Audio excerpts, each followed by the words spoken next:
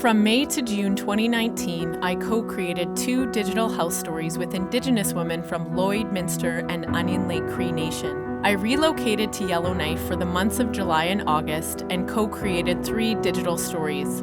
The objectives of these digital health stories were to allow Indigenous women to share their traditional knowledge and healing practices in their daily lives and conceptualize their own healthcare stories and service needs to a medical audience. The 4 R's of research, respect, relevance, reciprocity, and responsibility, guided my research process.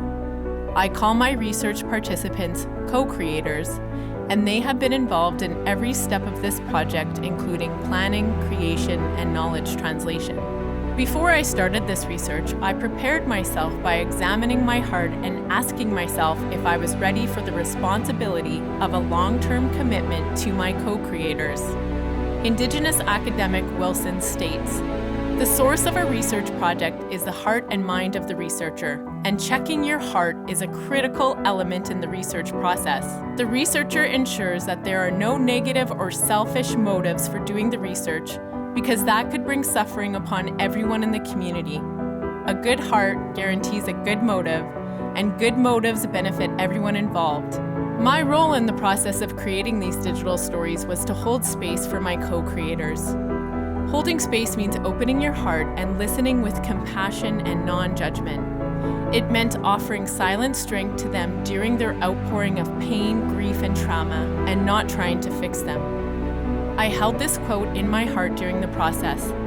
People start to heal the moment they feel heard. This research took a physical, mental, spiritual, and emotional toll on me. I had to refuel by running outside, pouring my grief out onto the land in the Great Slave Lake, and praying for guidance and strength. I felt a deep sense of responsibility as an Indigenous community member conducting health research on my traditional territory, which I believe is much different than for a non-Indigenous researcher. I was responsible to my co-creators, to my community, and to my family and ancestors. The guidelines that I used to create these stories were a 400 to 500 word count, a maximum of 12 photos, and intimate one-on-one workshops with each co-creator. I hosted approximately 4 two-hour sessions, and each story took approximately 12 hours to complete. The first session was to explain the why of our research project, discuss consent, and brainstorm health stories they were willing to share with a healthcare audience.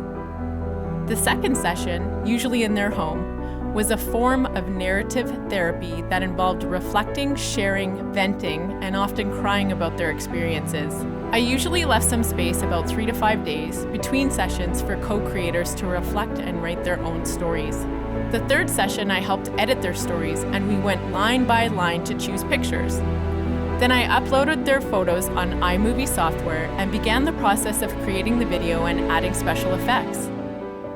The next session, they recorded their vocals on my high-quality mic and picked their music from the website audioblocks.com. Or in Tanya's case, she recorded her own throat singing. The last session, co-creators viewed their completed stories, and we did last edits. I gave each co-creator a USB stick with their stories so they could share it with their friends and family.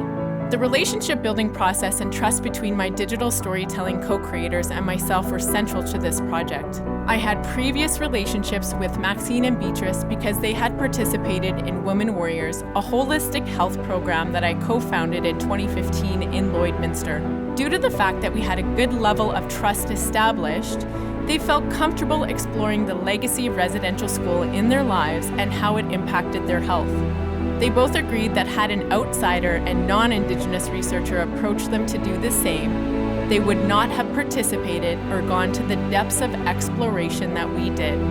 For example, as part of her digital storytelling process, Maxine asked me to go with her to the site of the residential school that her mother attended, St. Barnabas, located on Onion Lake Cree Nation. We had a spiritual and healing experience during our visit. I was taking pictures of Maxine standing beside the foundation of the principal and teacher's residence when a Cree drummer started playing in the background. It was as if the ancestors carried this song to us. We survived and our culture remains. Relationship building with Beatrice included taking me to a special place on her land that has a natural spring and telling me stories of her childhood. When she showed me the picture of her great-grandparents and revealed that she was a third-generation residential school survivor, I felt honored to be able to share her story. I explained we would present the digital stories at a public event, and she stated that she did not want to be interrogated by the audience. I knew that in order for Beatrice to feel safe and keep our trust intact, I had to be careful about how we set up public events. In Yellowknife, I had a summer student, Cheryl, and as part of her learning outcomes, we created her digital story. I made a mistake during our first session. We went too deep too fast, and the result was her being triggered on her first day of work. I thought I could do the same process of sharing intimate stories on our first session, but I didn't have the foundation that I had with my two previous co-creators. Later that week, I apologized to her, and I told her that while I am the researcher, I'm also learning this process. It's important to be mindful of where women are on their healing journeys before asking them to share their health stories, and to have a list for them of the mental health resources in their area. Dorothy's story, which was the most traditional of all the stories, was also created in the most traditional method, orally.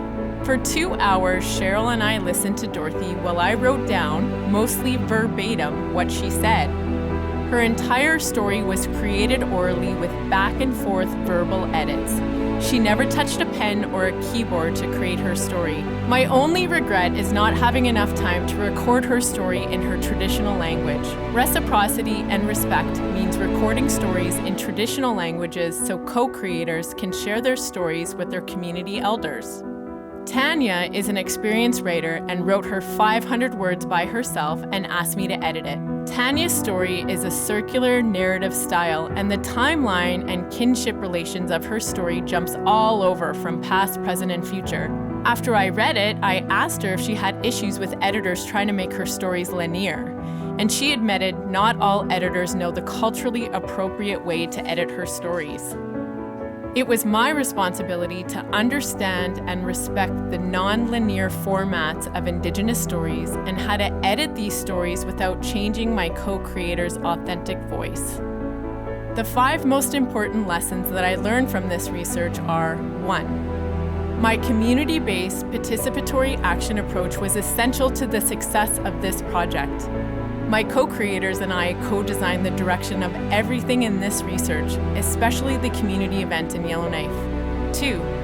Maintaining trust between my co-creators and myself involves a continual consent process.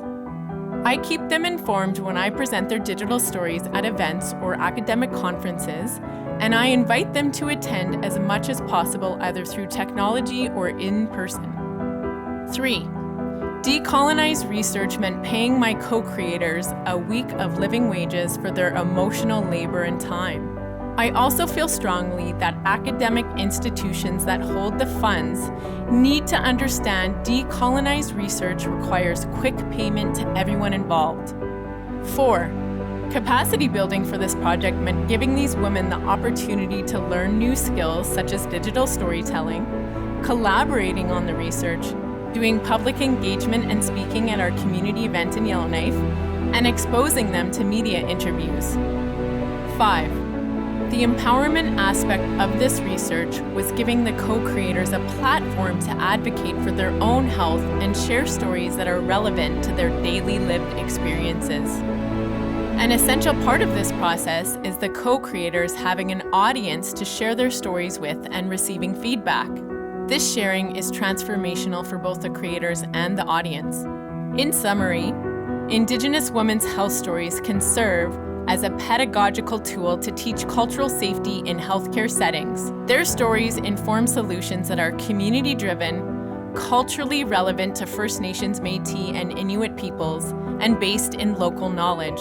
It is an opportunity for Indigenous women to shift mainstream stereotypes and deficit-based stories towards asset-based stories about their health, communities, and culture. Moreover, these stories open space for reconciliation in healthcare conversations and how we can work together to transform healthcare systems, policies, and practices to improve Indigenous people's health outcomes.